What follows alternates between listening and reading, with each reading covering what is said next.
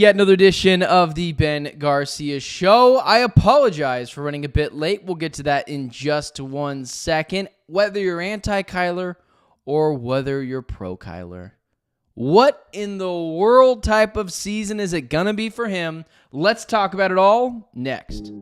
The Ben Garcia Show. Yeah. Best show in the land. Yup. Listen.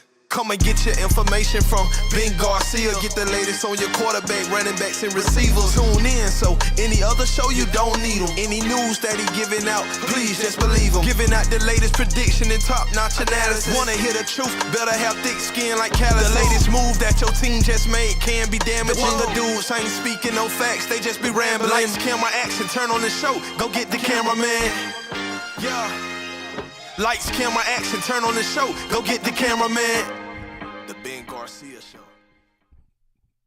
Part of the show growing is reading your guys' ridiculous comments on why I'm late. You guys are just straight up bullies, man. I appreciate you guys making the Ben Garcia Show a part of your day. Don't forget to like, share, subscribe, follow me on all social media platforms at Ben Garcia Show. Since we're a family here at the Ben Garcia Show, and I am Big Papa, I am late the past week in, I don't know, a couple of days, or I think it's just a week. I'm house sitting for my brother-in-law and my sister-in-law, so my wife's brother and then his wife, and they've got like a whole like farm, guys. I'm taking care of chickens and dogs and all sorts of things going on, so I have to do that in the morning while I'm over there in Buckeye, and then I have to go all the way over to where I live on the other side of the West Valley, so that is why I'm late this morning. Appreciate you guys making the Ben Garcia Show a part of your day. You guys don't really care on why I'm late, and that shenanigans ends today. I'm done house sitting as of today, so tomorrow we'll be just fine. Everything will go back on time. Aaron, Ivan, you just keep your opinions to yourself. Follow me on all social media platforms at Ben Garcia Show. Appreciate you guys making me a part of your day, and don't forget to like, share, subscribe, and yeah. Let's get right in to the nitty-gritty when it comes to the Arizona Cardinals. So we've already talked the NFL draft.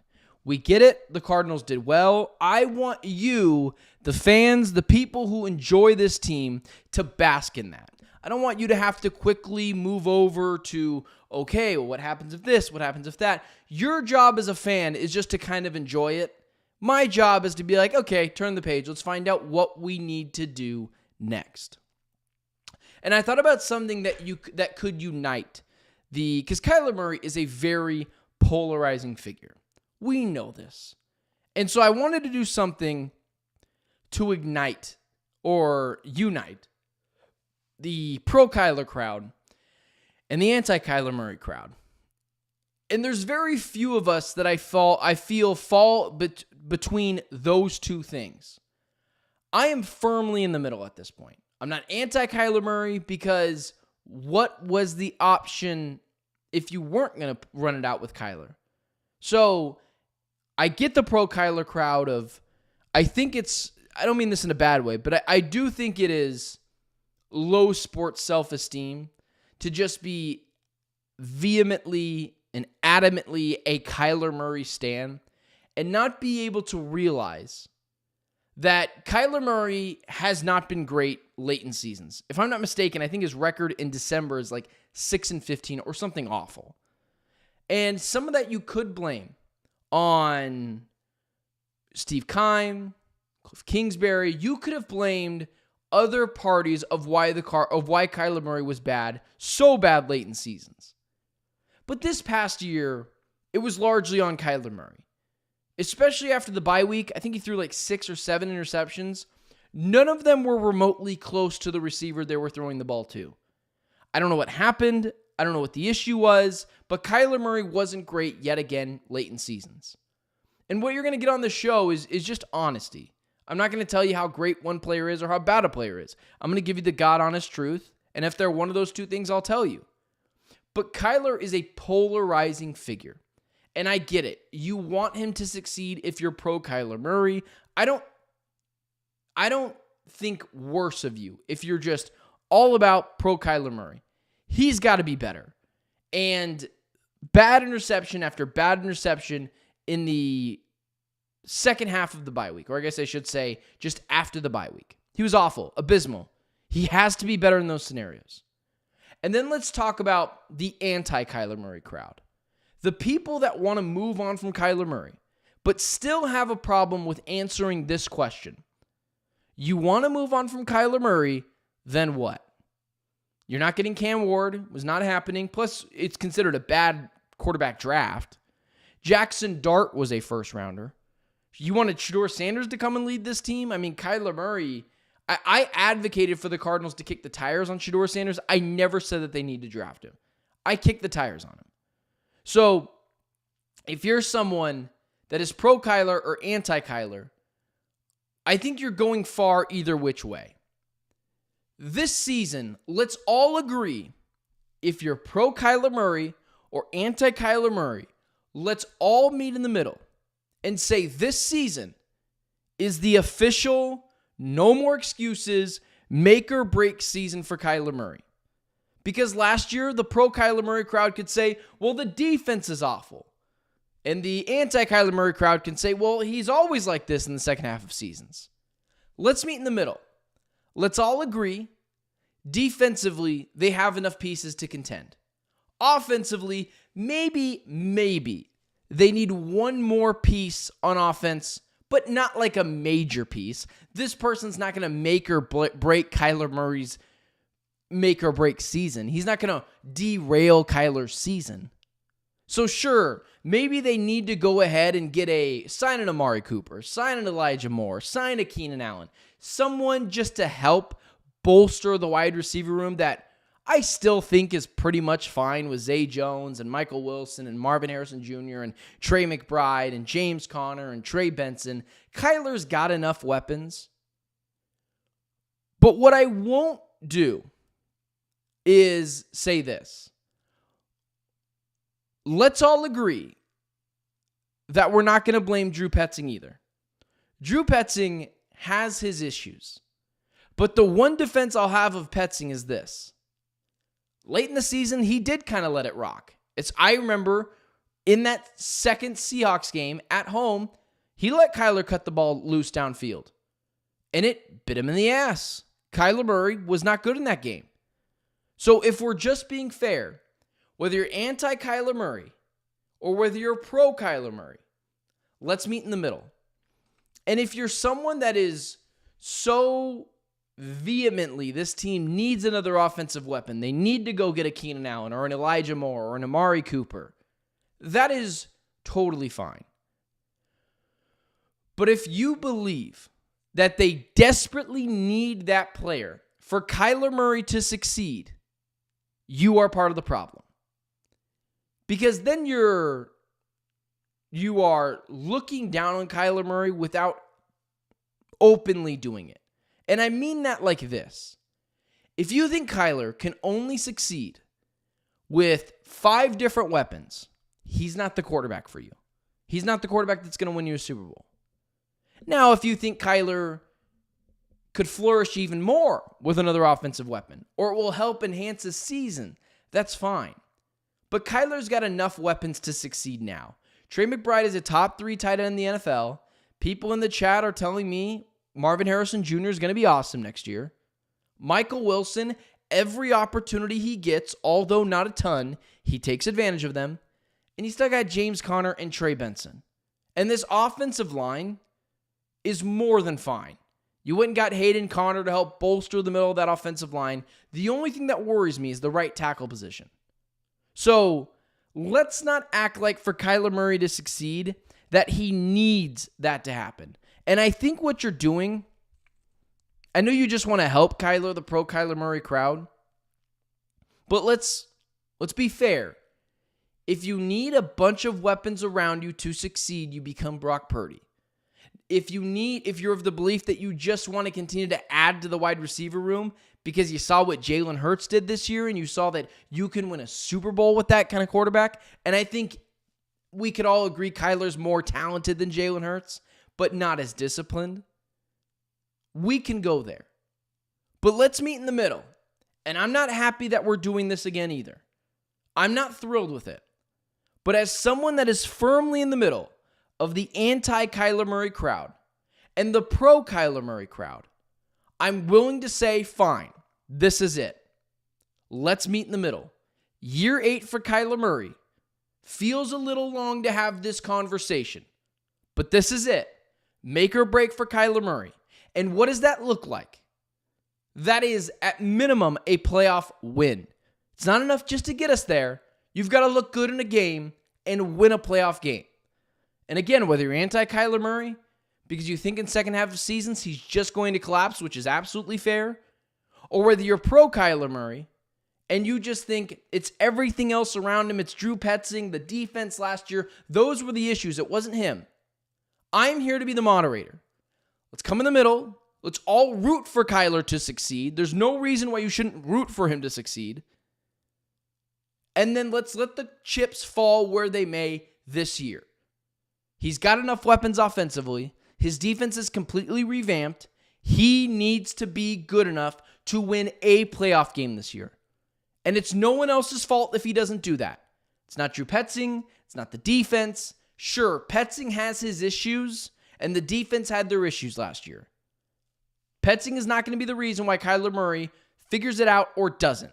And for all the people that were like, he needs to let Kyler Murray cut it loose downfield, he did that in the Seahawks game last year, and it largely bit Kyler Murray and Drew Petzing in the ass. So this is it. This is it for Kyler. And I'm rooting for him to succeed. And I know largely in the chat, people are rooting for him to succeed as well. It is ridiculous to hope that your quarterback fails. It's more fun for you if he works out. I'm more richer if it works out. And I get more of a following because people like to follow the team when the team's better. And that's totally fair. Why would you go support a team that isn't playing very well? So this year, this is it.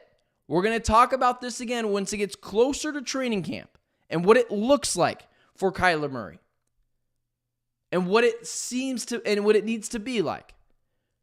But ultimately, look at the Cardinals roster. This is one of the better rosters in the NFL now. And let's just say the players that they drafted don't bust, but they're not all pro players. Let's just say they're somewhere in the middle. That means they drafted a bunch of solid players in the NFL draft, which means this defense is better.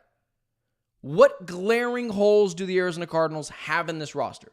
Glaring holes. Not an extra wide receiver would help. It's just linebacker, guys. Cornerbacks, check. Well, defensive backs, check. Defensive line, check. Linebackers, not checked on the defensive side of the ball. Offensively, tight end, check. Running backs, check. Wide receivers, mostly check. Quarterback, we'll see. But this roster has enough for this team to succeed.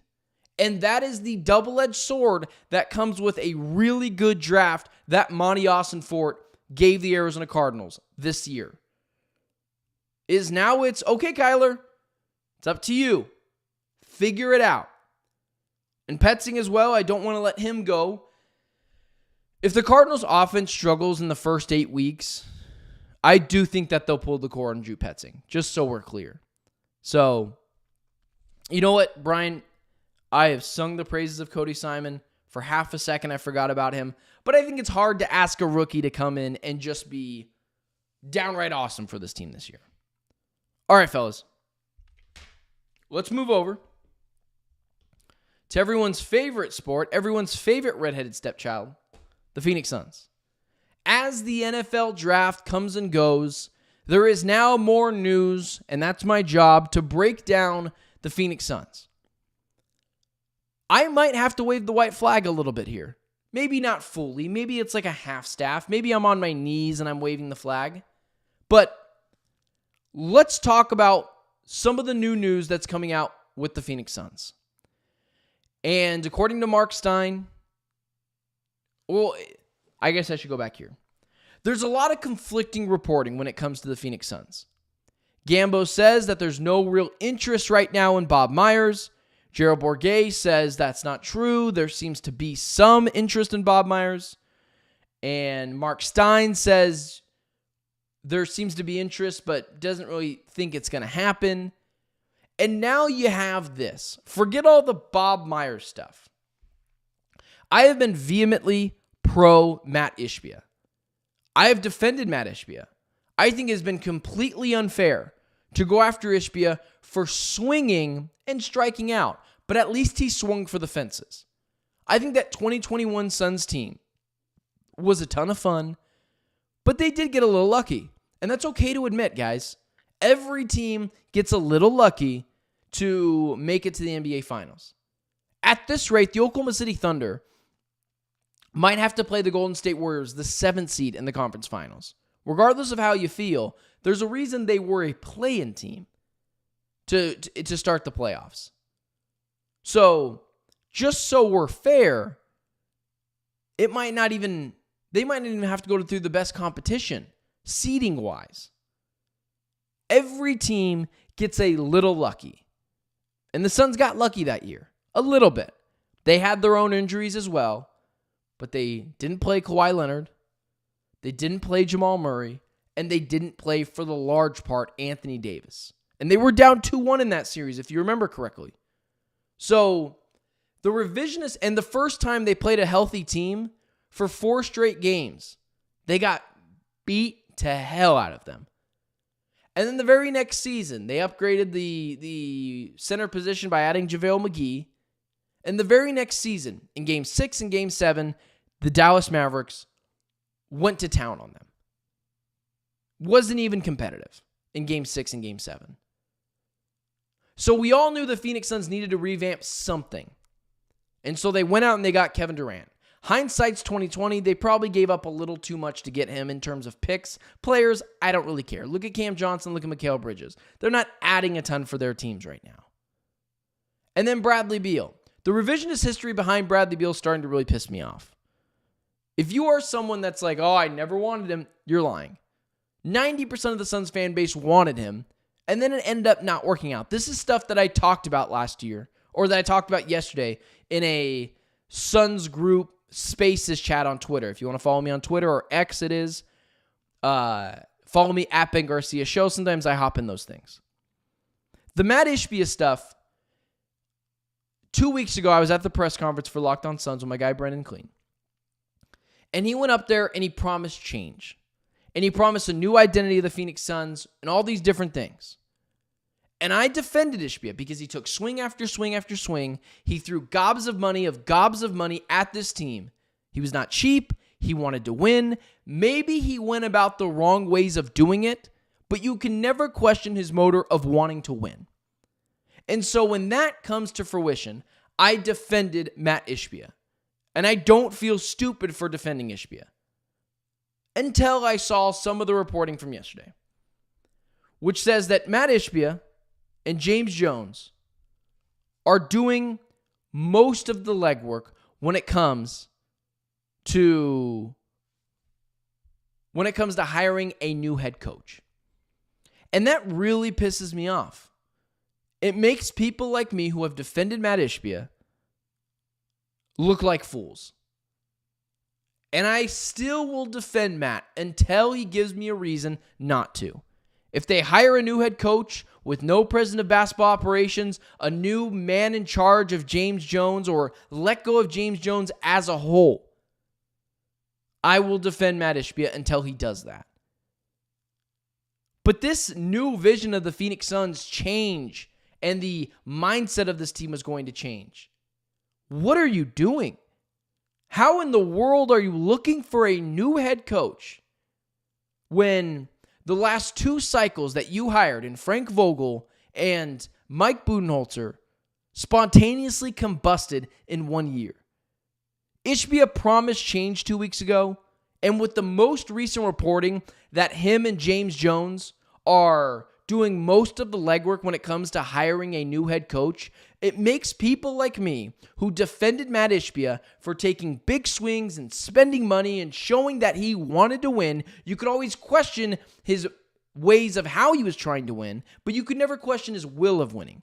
And it felt like at that press conference a couple of weeks ago that he was finally saying, yeah, this is wrong, we have to change, And then we see the new reporting that him and James Jones are doing most of the legwork when it comes to hiring a new head coach. And to that I say, what the hell are you doing? I totally get the first couple of times you make a mistake. But this is the third time now. You are clearly not fit, along with James Jones, to be solely running the head coaching interviews and operations and trying to figure out who you want in as the next head coach of the Phoenix Suns. Mat Ishbia needs to fall back in his role as the owner. He needs to be the guy that, again, enables people and throws money after money after money into the situation to help bolster this team. But what he does not need to be doing is trying to act like he knows best. Because over the past 2 cycles, it's very clear you do not know best. And you admitted that too when you fired both those guys. Part of firing him had to be an admission of, I got it wrong. And you got it wrong. So I can't continue to defend Ishbia much longer. If the Suns hire a new head coach, don't get rid of James Jones, or don't hire a new president of basketball operations to be in charge of James Jones. At that point, if the Suns continue to go that route, if they continue to go down that route, just blow it up. Because I've seen what a Mat Ishbia and James Jones led team looks like over the past couple of seasons. It doesn't work. Them trying to establish the culture, hire the people, they don't do a good enough job at it. And I can't believe I'm the defender of Mat Ishbia, who has to come out and say, Matt, James, you guys do a shoddy job at this. I would argue a horrible job. Your job as the owner is to pay the players, don't be cheap, and enable people who can do the job that you want to do. And at that point, if we continue to go down this route, once again, of Mat Ishbia running all the things and James Jones running all the things, I can't defend him anymore, and I just want them to blow it up. Just like, I would be curious to know how Devin Booker thinks about all this. You're doing it again?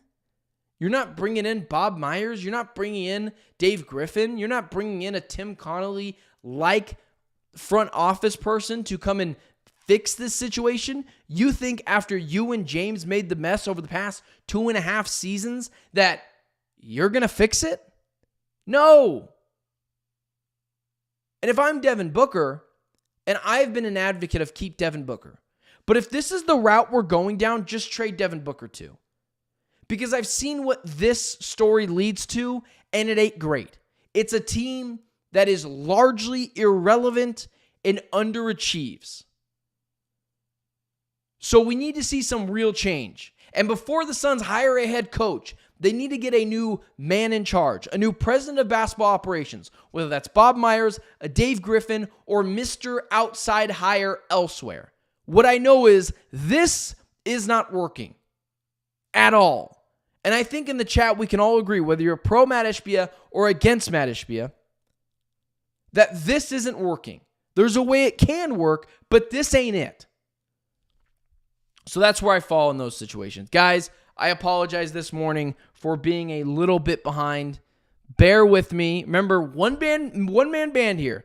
Just spewing out content for you guys all day. I'm just a content monkey. You say dance, I say, okay, will do.